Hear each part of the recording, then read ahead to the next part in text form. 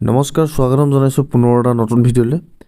আজি অসমৰ এক্সামবোৰত বাৰে বাৰে আহি থকা কমন কেইটামান জিকে কুৱেশ্যন দিয়া হৈছে। যদি ভিডিঅ'টো ভাল লাগে লগৰ বন্ধু বান্ধৱীসকলৰ লগত শ্বেয়াৰ কৰিবা। আজি কুৱেশ্যনবোৰ চাওঁ আহা। 1 নম্বৰ কুৱেশ্যন, কোন চনৰ স্বাধীনতা আন্দোলনত অংশ লোৱাৰ অপৰাধত গোপীনাথ বৰদলৈক গ্ৰেপ্তাৰ কৰা হৈছিল? অপশ্যনত দিয়া আছে 1915 চন, 1918 চন, 1920 চন আৰু 1922 চন। অপশ্যনকেইটাৰ ভিতৰত শুদ্ধ উত্তৰটো হ'ল 1922 চনৰ স্বাধীনতা আন্দোলনত অংশ লোৱাৰ অপৰাধত গোপীনাথ বৰদলৈক গ্ৰেপ্তাৰ কৰা হৈছিল। নেক্সট 2 নম্বৰ কুৱেশ্যনটো চাওঁ আহা। 2 নম্বৰ কুৱেশ্যনটো হ'ল মোৱামৰীয়া বিদ্ৰোহৰ প্ৰথম পৰ্যায়ৰ আৰম্ভণি হৈছিল কোন চনত? মোৱামৰীয়া বিদ্ৰোহ আৰম্ভ হৈছিল প্ৰথম। অপশ্যনবিলাক ভালদৰে মন কৰিবা, এইবোৰ কমন কুৱেশ্যনে হয়, বাৰে বাৰে এক্সামবোৰত আহি থকা। মোৱামৰীয়া বিদ্ৰোহ প্ৰথম পৰ্যায়ৰ আৰম্ভণি হৈছিল 1769 চনত। নেক্সট 3 নম্বৰ কুৱেশ্যনটো চাওঁ আহা। 3 নম্বৰ কুৱেশ্যনটো হ'ল ইষ্ট ইণ্ডিয়া কোম্পানী আৰু কাৰ মাজত ইয়াণ্ডাবু সন্ধি স্বাক্ষৰিত হৈছিল? অপশ্যনত দিয়া আছে আহোম ৰজা, বাৰ্মা ৰজা, কছাৰী ৰজা আৰু চুতীয়া ৰজা। এতিয়া কুৱেশ্যনটো হ'ল ইষ্ট ইণ্ডিয়া কোম্পানী আৰু কাৰ মাজত ইয়াণ্ডাবু সন্ধি স্বাক্ষৰিত হৈছিল? উত্তৰটো হ'ব বাৰ্মা ৰজাৰ মাজত, ইষ্ট ইণ্ডিয়া আৰু বাৰ্মা ৰজাৰ মাজত ইয়াণ্ডাবু সন্ধি স্বাক্ষৰিত কৰা হৈছিল। বাৰ্মা হ'ল বৰ্তমানৰ ম্যানমাৰ। নেক্সট 4 নম্বৰ কুৱেশ্যনটো হ'ল অসমৰ 1942 চনৰ বিপ্লৱৰ প্ৰথম শ্বহীদ কোন আছিল? অপশ্যনকেইটাৰ ভিতৰত শুদ্ধ উত্তৰটো হ'ল, অপশ্যনকেইটা ভালদৰে মন কৰিবা, অপশ্যনকেইটাৰ ভিতৰত শুদ্ধ উত্তৰটো হ'ল কনকলতা বৰুৱা। 1942 চনত স্বাধীনতা আন্দোলনত প্ৰথম শ্বহীদ হৈছিল, প্ৰথম অসমীয়া মহিলা শ্বহীদ হৈছিল।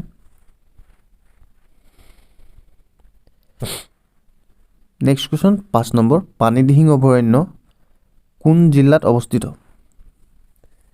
অভয়াৰণ্য যিমানকেইখন আছে গোটেইকেইখন ভালদৰে চাবা, কনচেপ্ট ৱাইজ ক'ত কোনকেইখন আছে।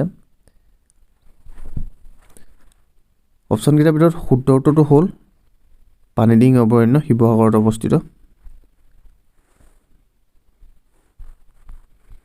নেক্সট 6 নম্বৰ কুৱেশ্যনটো হ'ল অসমৰ কোনখন ৰাজ্য আহোমৰ প্ৰথম ৰাজধানী আছিল? এইবোৰ কুৱেশ্যন অলপ সহজে, ভালদৰে কুৱেশ্যনবিলাক মন কৰিলে হৈ যায়। অসমৰ প্ৰথম ৰাজধানী আছিল আহোমৰ চৰাইদেউত প্ৰথম ৰাজধানী পাতিছিল।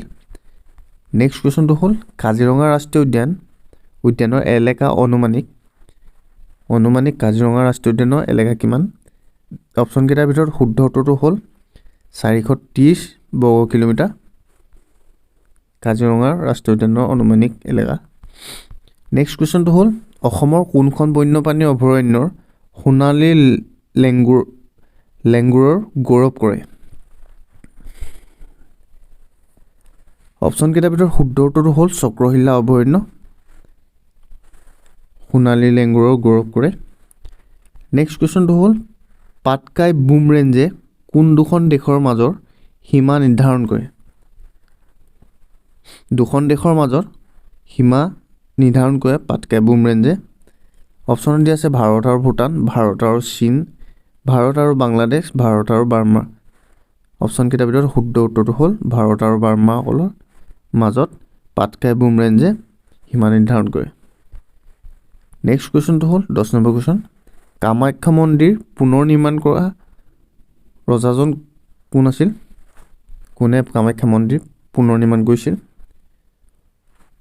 অপশ্যনকেইটাৰ ভিতৰত শুদ্ধ উত্তৰটো হ'ল নৰনাৰায়ণে কামাখ্যা মন্দিৰ পুনৰ নিৰ্মাণ কৰিছিল। নেক্সট কুৱেশ্যনটো হ'ল 11 নম্বৰ, অসমৰ পৰা বিচ্ছিন্ন হৈ 1947 চনত পূব পাকিস্তানক দিয়া জিলাখন আছিল? অসমৰ এখন জিলা আছিল, যিখন জিলা 1947 চনত পূব পাকিস্তানক দিয়া হৈছিল, আৰু সেই জিলাখনৰ নাম কি আছিল? চিলহেট। অপশ্যনৰ খটো শুদ্ধ উত্তৰ।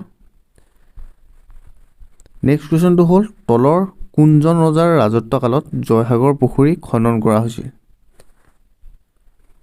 জয়সাগৰ পুখুৰীটো খনন কৰা হৈছিল কোনজন ৰজাৰ ৰাজত্বকালত ৰজাজন হ'ল ৰুদ্ৰসিংহৰ ৰাজত্বকালত আহোমৰ ৰজা আছিল ৰুদ্ৰসিংহ নেক্সট কুৱেশ্যনটো হ'ল ধুধৰ আলি কাৰ ৰাজত্বকালত নিৰ্মাণ কৰা হৈছিল 13 নম্বৰ কুৱেশ্যন ধুধৰ আলি নিৰ্মাণ কৰা হৈছিল গদাধৰ সিংহৰ ৰাজত্বকালত অপশ্যন খটো শুদ্ধ উত্তৰ নেক্সট কুৱেশ্যনটো হ'ল ইণ্ডিয়া এগেইনষ্ট ইটছেল্ফ নামৰ গ্ৰন্থখনৰ লেখক কোন আছিল ইণ্ডিয়া এগেইনষ্ট ইটছেল্ফ গ্ৰন্থখনৰ লেখক হ'ল ডক্টৰ সঞ্জীৱ বৰুৱা নেক্সট কুৱেশ্যনটো হ'ল ব্ৰিটিছ শাসনৰ বিৰুদ্ধে প্ৰথম বিদ্ৰোহ কোনজন অসমীয়াই কৰিছিল এজন অসমীয়াই ব্ৰিটিছ শাসনৰ বিৰুদ্ধে প্ৰথম বিদ্ৰোহ কৰিছিল আৰু সেইজন হ'ল গোমধৰ কোঁৱৰ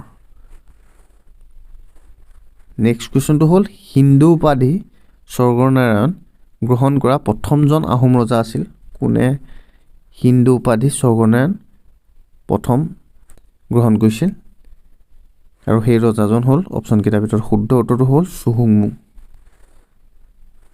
নেক্সট কুৱেশ্যনটো হ'ল গোহাঁই কমল আলি পথটো নিৰ্মাণ কৰা হয় কাৰ ৰাজত্বকালত কোনজন ৰজাৰ ৰাজত্বকালত গোহাঁই কমল আলিটো নিৰ্মাণ কৰা হৈছিল অপশ্যন কেইটাৰ ভিতৰত শুদ্ধ উত্তৰটো হ'ল নৰনাৰায়ণৰ ৰাজত্বকালত নেক্সট কুৱেশ্যনটো হ'ল পূব পাকিস্তানৰ পৰা অসম অঞ্চলক পৃথক কৰা হৈছিল কোন চনত